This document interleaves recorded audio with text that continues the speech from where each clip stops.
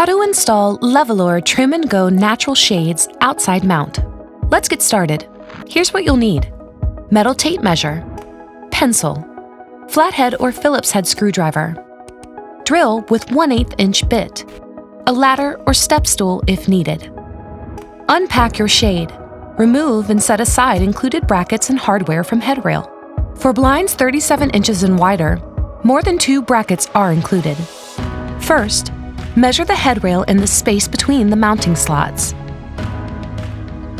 Then, use slot spacing to mark bracket placement. And drill your pilot holes. Remove the wing nuts from your brackets and install each bracket using 2 of the supplied screws. Next, align headrail slots with the brackets and tighten with wing nuts to secure. Use both hands to raise and lower shade. You're all set and ready to start enjoying your LEVOLOR shade today, tomorrow, and every day.